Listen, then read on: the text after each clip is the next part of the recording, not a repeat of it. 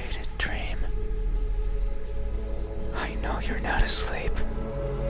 You listen with those tiny ears of yours. They look so fragile, like I could almost grab them. Put my fingers around them and tear them off. If I do, will you scream? Will I hear your voice? It was a joke. I'm joking. Don't be scared.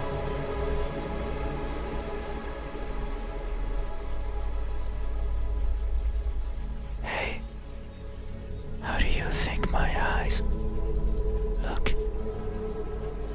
when our gazes finally meet? What will you find?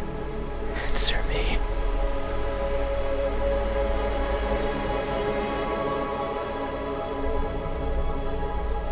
They look lost.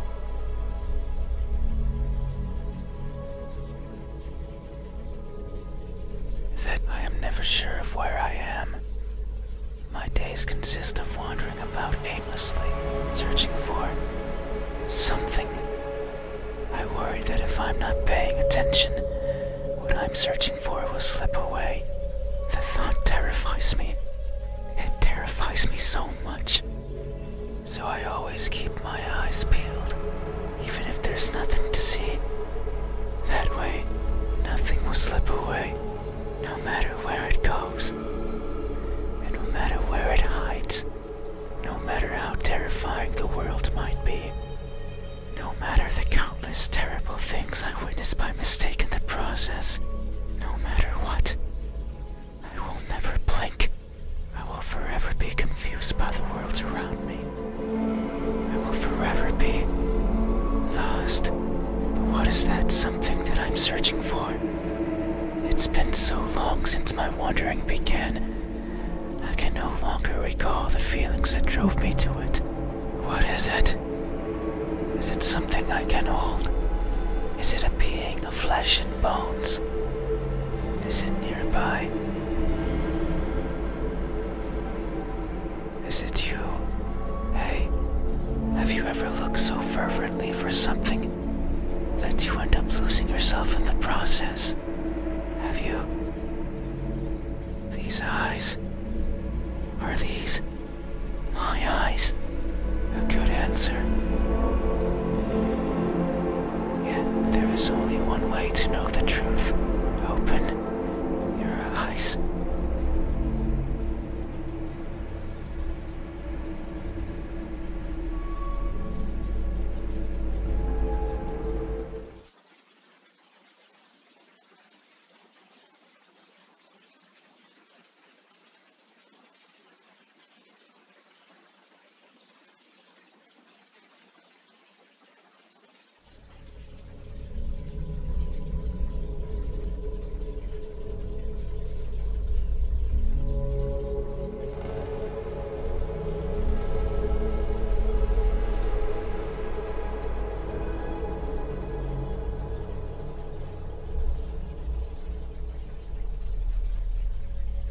So you won't look at me, even though your eyes are so pretty. I can't see them, but I can imagine them behind their veil of flesh, round like pearls and shiny like jewels. So pretty. It's fine.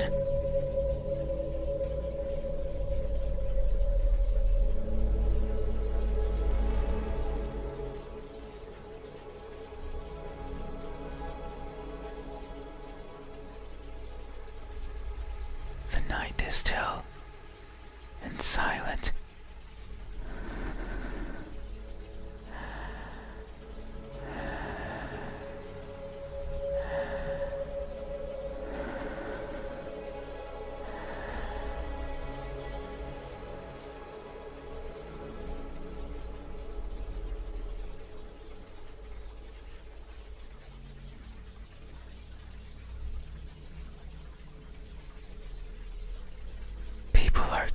closing their doors.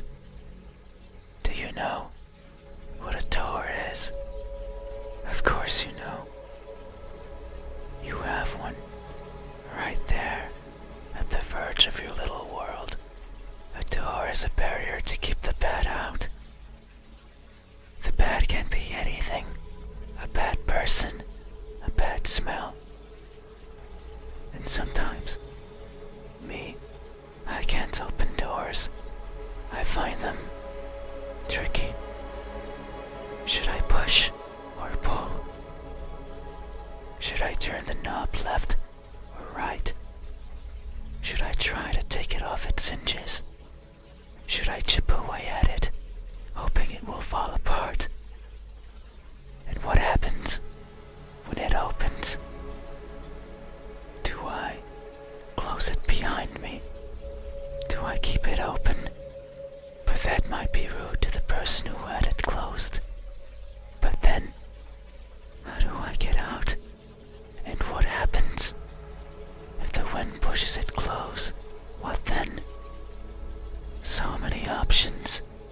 So many things that could go wrong. Whenever I stand in front of a closed door, it paralyzes me. I stare at it for a long time and think of my excuses, because that's all they are. What bothers me the most about closed doors is the idea they exist to keep me out. It fills me with the need to go in, so I search for a crevice or a window. Anything that might be open. Anything that might let me in. I'm not good with doors, but as long as there's a place where I can fit, then I can go in anywhere. Every night, I hop across the shadows of the streets. I'm careful so as to not be caught by the light. In my eternal search, I pick a place where to rest. I slip in and spend the night wherever is comfortable, without alerting anyone. Usually it's a cellar, an attic, anywhere with dust, with dirt. I feel at home there. But sometimes, just sometimes, an urge swells inside of me. The urge to be seen. So I search hard for a door that's open, for an entryway covered in darkness, and for someone to be at the other end, awake, as if expecting me. But you won't look at me, even though you had your door open for visitors. Why is that? Are you afraid? Do I scare you? No, that can't be it. We have been chatting for so long. You haven't chased me out. That means you welcome me. So I'm certain that if I were to reach out my hand, you would reciprocate and grasp it. I'm sure your hands are warm, so very warm, because people are always warm. Hey, how do my hands look when my warmth finally meets yours? How will it feel? Answer me. They look tired.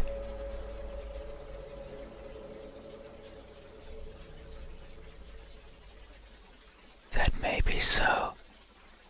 These fingers of mine have touched so many things.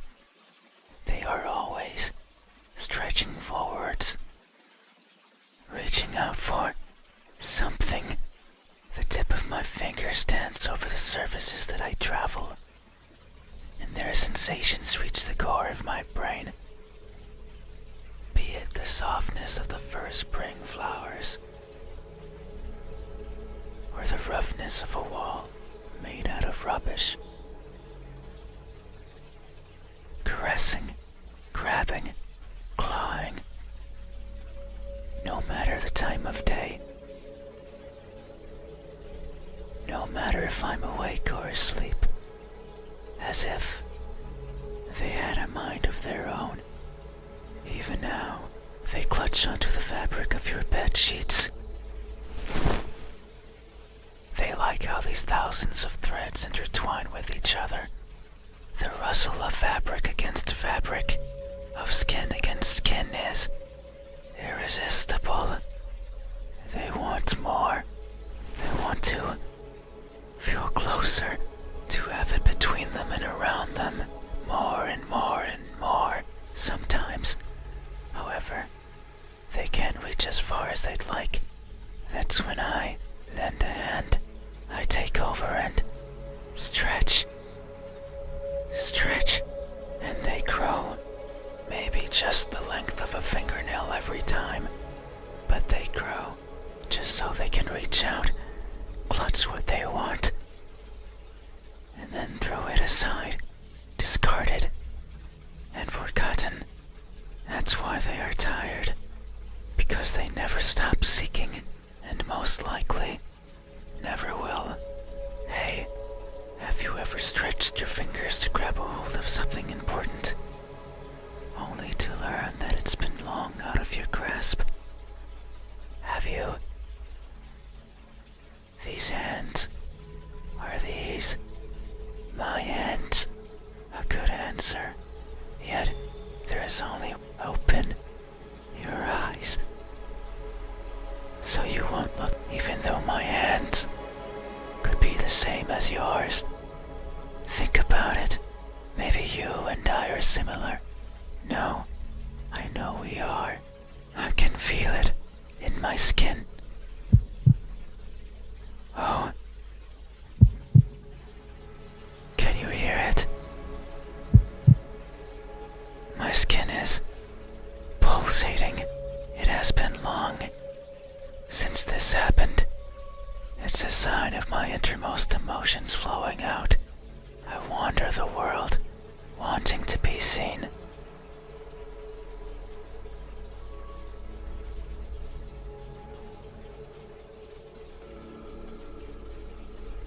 I'll be satisfied as long as someone tells me how I look. But it's not like anyone will do. If it did, then it would be oh so easy, since I could show myself to everyone at once, every living person in this land, and ask them all the same question. Someone will answer. There's no doubt about it. But it might not be the answer I wish for, since I don't want to be judged. I don't want to be perceived as something I'm not. It scares me. That is why, when someone is on the verge of looking at me, I shy away. I hide, fading into the dark. But you might be different. If it's you, it might be possible to stand still, if only for a second.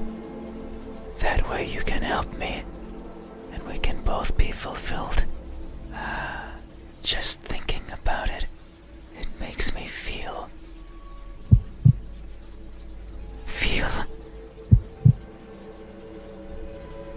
something. I cannot describe it. I am not good with words. There was a person in my past who taught me to speak like a person. They were not good at it either, and thinking back on it, they certainly didn't enjoy it. To teach a wordless being how to talk must be a challenge. Yet, they did, simply because they could. It is weird to remember, because it makes me think of why I want to be seen, and I am not. Sure, I don't care much for my appearance. I don't want to be judged. But if that were it, I could easily stay out of sight. So why is it? Why do I want someone to recognize me so much? Maybe it's only because I can. Because everyone gets to be recognized. But me. But I will. Soon, once you open your eyes.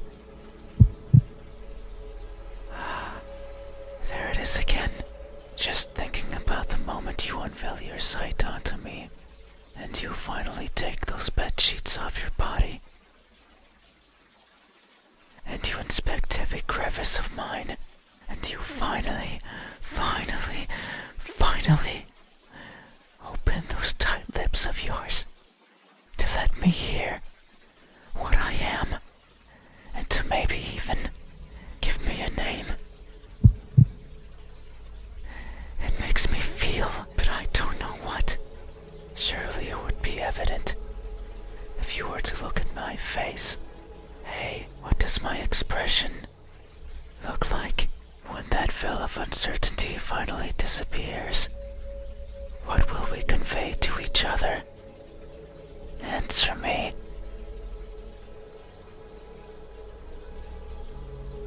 A cheerful smile.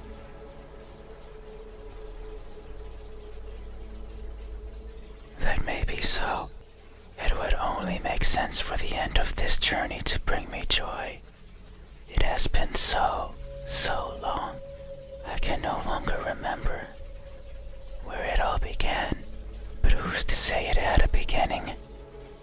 Maybe the starting point is that faint memory. The earliest one I can recall. I was walking, and for some reason, it was daytime. I rarely travel during the daytime, only when the fear of being seen isn't there. So I must have believed that was the case. But it's strange. Since the place I was walking through was a city, one full of people, I couldn't see them, but I knew they were there, hiding in the shadows, with their backs against the dirt, completely motionless, completely silent, living in wait of their deaths. And what's more, none dared to look at me. Did they even know I was there? Maybe they did not care. All I remember is feeling a certain kinship towards the hidden inhabitants of that settlement. They were like me, living in fear of what others might think, and who's to say I wasn't one of them? Maybe I spent my days as part of the scenery as well, and one day I decided to go for a walk that hasn't yet found its end. It's my earliest memory, and my most joyful one. No experience afterwards had made me want to smile more than that. So if you say I am smiling, then surely that's how it must be. But tonight, I'm not joyful. So if my expression is truly one of cheer, then I must be lying through my smiling teeth. Hey, have you ever expressed honest happiness in your face when in reality you're feeling anything but? Have you? This expression, is this my expression? I see. Thank you. You have truly helped me tonight. These are my eyes. These are my hands. And this is my expression. I consider these my most treasured features, and you have helped me picture them all. No one has done this for me. I feel one born out of honest gratitude. But there's one step left. You need to make sure of the truth. It is the only way to finally understand each other. So please, I beg of you, open your eyes.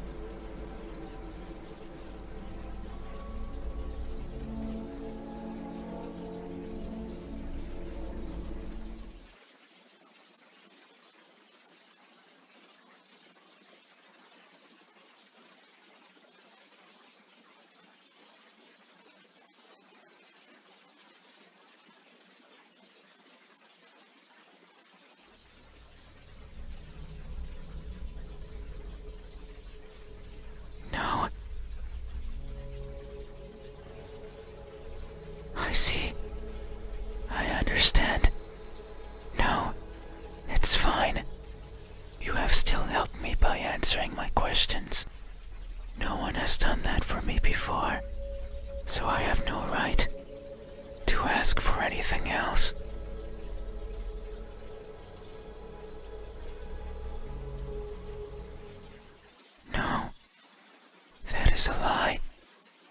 ever since I stepped into this room.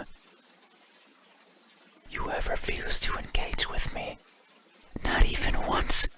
Not even once, not even once, not even once, not even once, not even once. Not even once. Did you open your eyes? Not even once. Did you look at my face?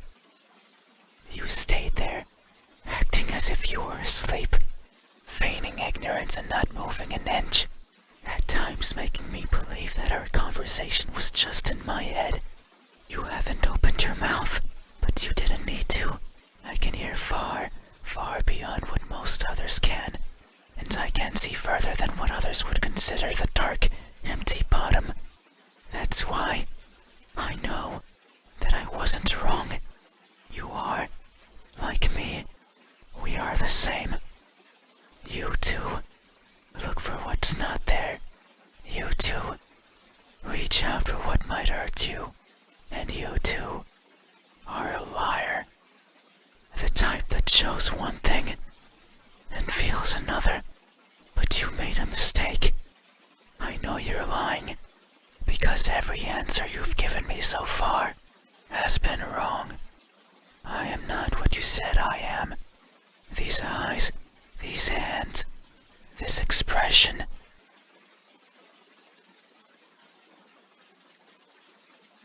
They aren't mine. Maybe they are yours, but I do not care. Not anymore. Open your eyes. I didn't want to be judged. I didn't want to be perceived for something I'm not. And that's all you did. So now, you will open your eyes and see me for what I truly am. You said so. Remember that in this room, you know how everything looks. It was those words that brought me here. So you have to do right by that which you claimed. It is time. Open your eyes. Open.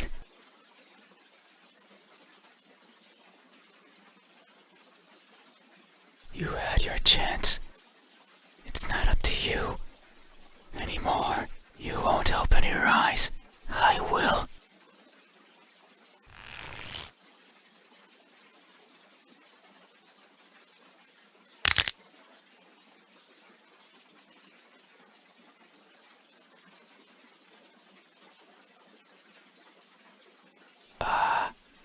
Your eyes are as beautiful as I imagined. Tell me, my new friend, what do you see?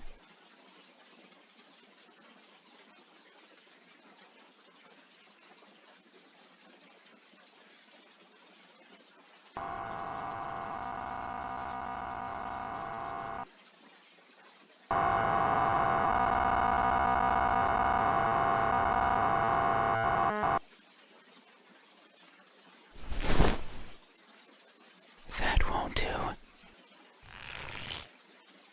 Open your eyes. Open them. Open them now. Open, open, open. Open, open, open. Open, open, open.